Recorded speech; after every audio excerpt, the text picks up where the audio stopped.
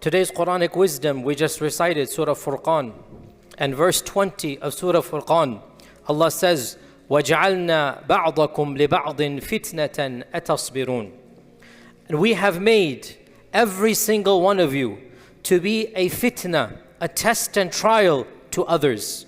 Every one of you shares the fact that you are a fitna for other people, and other people are a fitna for you. وَجَعَلْنَا بَعْضَكُمْ لِبَعْضٍ فِتْنَةً. Groups of people are tests and trials for other groups of people. Then Allah asks, أَتَصْبِرُونَ? Are you going to show sabr? Now this ayah once again is one of those profound Quranic wisdoms that we could deconstruct and talk about for many hours, but just some brief reminders. Now first, the context of the verse. The context of the verse is about Allah sending the prophets and those who reject them. So Allah Azza wa Jal is telling the prophets that, oh prophets, you are going to be a test for your peoples, and your peoples will be a test for you. So, oh prophets, you must show sabr. And when our Prophet ﷺ was accosted, was ridiculed, was rejected, when things happened that were difficult, he literally invoked the memory of the previous prophets. In one narration, when some Bedouins surrounded him and they were very crude and vulgar, he said to himself, and the Sahaba heard, he said, Musa alayhi salam was tested more than me, and Musa showed patience. So he's reminding himself of this verse, that Musa had it more difficult than me, and he showed patience. This means I can show patience as well. So this verse is meant to give us a consolation when internal issues, bickerings, and politics happen. And our scholars commented on this verse. Ibn al-Qayyim actually has an entire page, it's very beautiful. I will bring benefits from it. He said, and so every single group of people, they have within them characteristics that are a test and trial for other groups of people. And then he gave some examples. He said, the rich are a fitna for the poor, and the poor are a fitna for the rich. How so? If you have wealth, if you have plenty of mal, it is a fitna for you. How are you going to deal with your money? Are you dealing with it Islamically? Are you earning it halal? Are you spending it on halal? Are you giving its rights to the fuqara? Conversely, if you don't have wealth, it is a fitna for you. To be in poverty is a trial. To be in poverty is a test. How are you responding to that fitna?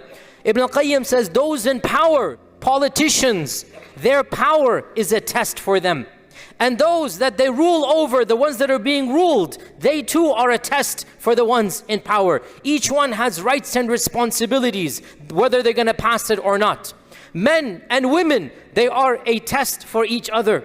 Men and women, they have urges, they're tests for each other. Can you control those urges or not? Parents and children, each one of them, they have tests and trials. And subhanallah, the reality is, the exact same fitna for one group of people, its absence is a fitna for another group of people. So those that have parents and have to take care of them, that is a test and a trial for them. Those that don't have parents, that is a test and trial for them to deal with that tragedy. Those that have children, some of the biggest tensions come from taking care of children.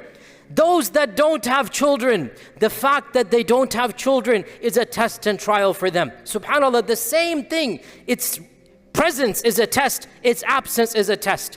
Those that are single, and mashallah, we have plenty of them in Saf al-Awwal, I'm going to give you the shout out. Those that are single, that was a free call up to you guys, mashallah. It's a test for them to be single. And those that are married, I have heard from some people, I wouldn't know, I have heard from some people that being married might have its fitnas and trials. But this is the reality of life. That وَجَعَلْنَا بَعْضَكُمْ لِبَعْضٍ فِتْنَةً. You will not be safe. You are being tested at multiple levels. You are a fitna for other people. They are a fitna for you. And Allah is saying, such is life. أَتَصْبِرُونَ. You're navigating the test. What does fitna mean? It's a test. It doesn't mean you will fail, you will pass. It is a test. It is your job to pass the test. You must pass the test as much as you can. And how do you pass the test? أَتَصْبِرُونَ. are you going to have sabr? And here we have a profound reality, because if you remember, we talked about sabr, or we all talk about sabr being three categories. Sabr at qadr of Allah, we accept Allah's qadr. Sabr in abstaining from the haram, and sabr in doing good. This ayah manifests all three types of sabr. How so? We made groups of you a trial to others at all three levels of sabr. Number one, sabr at the level of qadr. You must accept that Allah has given you certain things and not given you certain things. You must accept other people have and you do not have. And you have and other people do not have. This is a fitna of your sabr of qada and qadr. Allah tests people and shaitan comes. How come I didn't get that wealth? How come, my friend, my cousin, he started like me. Now he's a multimillionaire. Where am I? And shaitan comes and gives waswasa. How come I don't have what other people have? And people look and they desire and they're greedy and they're jealous. No. Atasbirun. You must accept Allah's qadr. If you want to work to change it, that's fine. You want to try to get richer, that's fine. No problem, in a halal manner. But in the end of the day, nobody's equal. And by the way, we have to say this before I go on. You think that somebody's better than you because they have more wealth.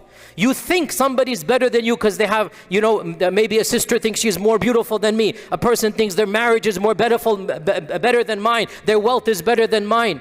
Wama yudrik, how do you know?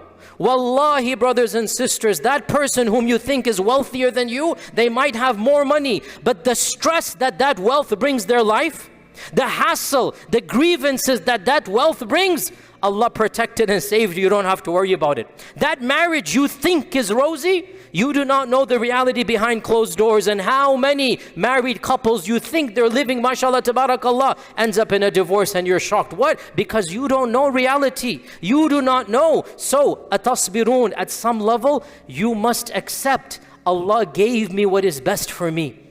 Allah gave me the test I can pass. Maybe if I had that wealth, I would fail that test.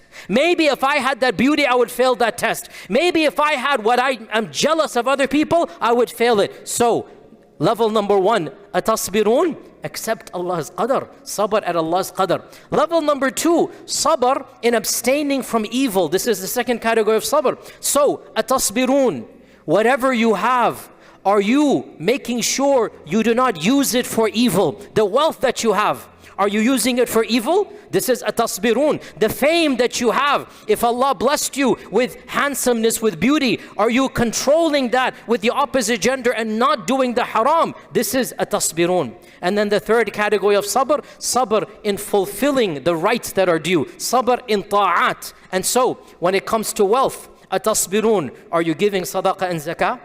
Are you earning halal and spending on halal?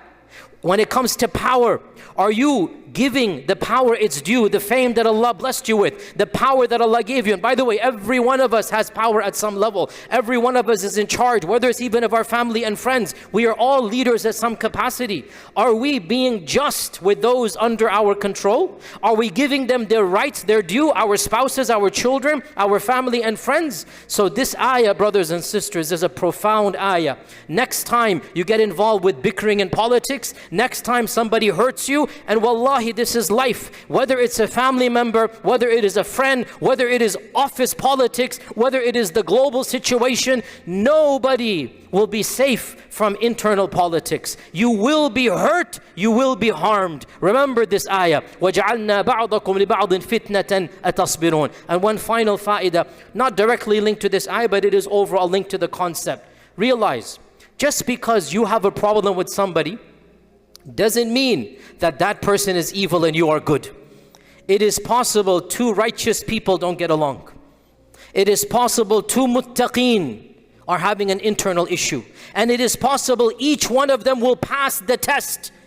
Just because you don't get along doesn't mean Allah is not happy with them. Please humble ourselves. You do not represent, astaghfirullah, Allah subhanahu wa ta'ala. You do not represent the deen. If somebody doesn't like you, doesn't mean they're an evil person. The Sahaba themselves had massive issues between them. And once somebody came to Ali radiallahu anh and said bad things about Muawiyah radiallahu anh, Ali said, no, don't say this in front of me. He said, but you're fighting against him. Surely he's an evil person. And what did Ali radiallahu anh say? No. This is a problem between two brothers. And I pray that Allah makes us, in the verse, that وَنَزَعْنَا مَا فِي صُدُورِهِم مِّنْ غِلٍّ إِخْوَانًا عَلَى سُرُرٍ مُتَقَابِلِينَ. I pray that Allah causes both of us to enter Jannah and to remove whatever animosity was in our hearts, that we are sitting, facing on couches, reclining in Jannah. This is the spirit of Islam. Just because you don't get along with somebody doesn't mean he's a bad person. You have sabr, the other person have sabr. You can both pass the test and both enter Jannah. So brothers and sisters, remember,